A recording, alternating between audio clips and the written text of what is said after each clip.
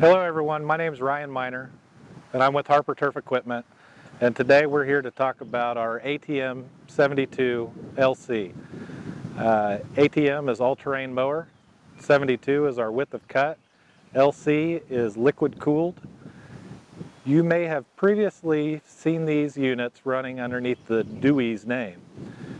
Dewey's is a manufacturer that originally invented this product and manufactured it for many years. Today we are still at the same facility with the same great group of people, but we rebranded this to represent our town of Harper, Kansas. And that's where the name Harper comes from, and we went with the ATM to show that it's an all-terrain mower. Today we're gonna basically do a walk around. We're gonna talk about in the need to make a Tier 4 compliant machine, or a Tier 4 final machine. We made a Tier 4 compliant machine. In developing this, we knew that we needed to meet certain engine requirements, and we believe that we could do that with a 24.8 engine.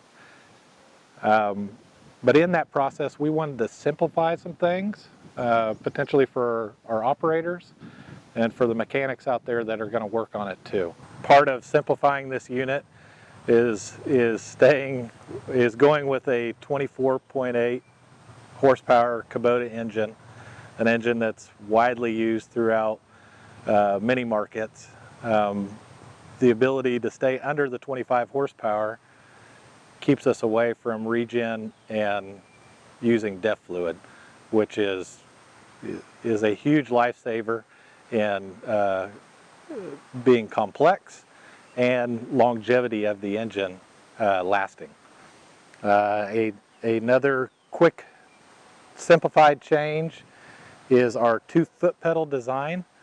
We did this to simplify it for the operator and also fatigue. We went to a hydrostat that is servo controlled, and it allows easy fluid motion of 2 pedals, so you don't have resistance. And as you're mowing long distances on a slope, with ours you're automatically self-leveled, so we're able to sit upright the entire time, but also we're not working our thigh muscles and our quads just to operate a foot pedal. In this design, we wanted to make it simpler for the operator to adjust his height of cut. And simply with it, we are adjusting the center by using a hydraulic ram. There is a diagram here to show you the relationship between the deck height and where the cylinder is. We use cylinder stops, which are actually located in this toolbox. And we have a wide range of inch. We have an inch. We have 1/4 inch. And right now we have a 1/2 inch in here. What we do is we turn on the unit. We have a switch up there that will move this hydraulic ram and will adjust the center deck, its height, and then that will give us space to allow whatever cylinder stop we need to put in. Right now we have 1/2 inch, and at 1/2 inch our height of cut is 3.5 inches, and that's a rough estimate. Once the center is set, you have a tool-free design to adjust the outside to match the center. And there's one on each side, but basically you're going to pull this pin, maybe. You're going to pull the pin, you're going to adjust this. So in this tool-free design, we have a ball level that will allow us to match the outside of our deck to the center, so that we are mowing 3.5 inch height of cut. While we're talking about our height of cut adjustments on our deck, we also want to point out these are our caster wheels, and these aren't stabilizer wheels, which we'll talk about and show on the back.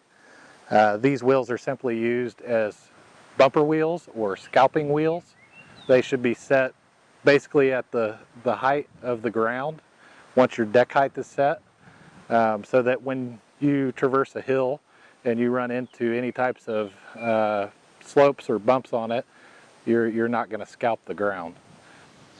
Commonly asked question when we show up for a demo or delivery of a unit is, hey, there's a screw in my tire, or a screw in the tire. Yes, these tires have screws in them. They're both foam filled. The front is a bump caster wheel. The back is a stabilizer wheel that allows us, when we're on a slope with our drive wheels directly underneath us propelling us, the outside stabilizer wheels are what are stabilizing you to stay upright. So while we're right here, let's take a quick look and notice our drive motors on our two drive wheels that are directly underneath it. You're going to notice that these are larger than past production. When we went to a 24.8 Kubota horsepower engine, we went to a high efficiency hydraulic system to basically gain the horsepower that we had lost. In reality, the horsepower that we weren't even utilizing. Talking about our simplified design, we were able to change the hydraulic system and make it more simplified, which allows this back tire to gain more ground pressure and not be rigid on its outside stabilizer wheels as we're traversing a slope.